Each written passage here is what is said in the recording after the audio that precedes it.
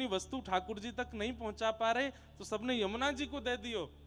तो यमुना जी ने तभी मन में विचार कियो कि मैं अगर यमुना बनकर के प्रकट होंगी तो फिर निकुंज में ये विक्षेप है जाएगो, लेकिन दुग्ध के कारण अब मैं गौर वर्णा है गई हूं, यानी कि मुंह पे अब श्री जी आई गई हैं, तो श्री जी के रूप में श्री यमुना जी प्रकट है गई। सारे पुष्पन से उनको श्रृंगार है गयो, कस्तूरी को इत्र उनने लगा लियो। जैसे ही श्याम सुंदर ने नेत्र खोल करके देखो कि श्री यमुना जी नहीं, ये तो श्याम सुंदरा श्री प्रिया जी आई हैं, तुरंत श्याम सुंदर उनके समीप गए और जाकर के अपने हृदय से लगाने लगे।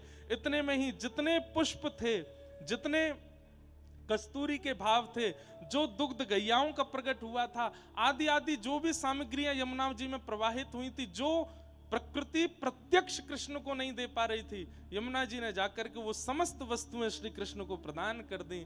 और श्री निकुंज भाव से आज यमुना तट पर मधुर मिलन श्री ठाकुर जी का यमुना जी से, किशोरी जी से, प्रकृति से, गैया से, हिरण से, पशु पक्षियों से, सबसे हुआ है।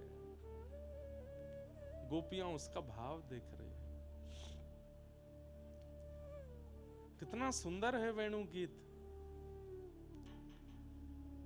लोग गोपी गीत गाते हैं, लोग गोपी गीत के पीछे अपना खूब पाठ करते हैं, सब उसके प्रवचन सुनते हैं, कथा सुनते हैं, पर गोपी गीत में जो भाव प्रकट हैं किशोरी जी के, सब गोपियों के चित्त में, उसकी भूमिका, उसका प्रारंभ तो वेणु गीत से हुआ है। इसलिए वेणु गीत सुने बगैर यदि कोई गोपी गीत में प्रवेश करना चाहेगो, उतने सुंदर भाव नहीं बन पाएंगे। इसलिए वेणु गीत पहले सुनना पड़ेगा, क्योंकि इस वेणु गीत में गोपियां पशुओं को, पक्षियों को, वृंदावन को, यमुना जी को, प्रकृति को, समग्र ब्रजमंडल को प्रणाम करके हृदयस्थ कर रही हैं। और जब सब हृदयस्थ हो जाएंगे तब हृदय ही निकुंज बन जाएगा, और वह निकुंज में श्री प्रियतम आकर के रास विहार करेंगे।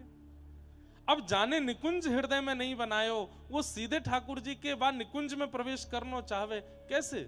आप निकुंज में प्रवेश नहीं कर सकते, आप निकुंज को निर्माण करो, ठाकुर जी प्रवेश करेंगे आपके निकुंज में। वह निकुंज में प्रवेश आप नहीं कर पाओगे जो ठाकुर जी को रचित है। आप तो अपने हृदय में कुंज बनाओ, ठाकुर जी को वहां आमंत्रित करो, ठाकुर जी का उदना आमेंगे। यमुना जी को ऐसा रूप प्रकट भयो है। हाँ हाँ,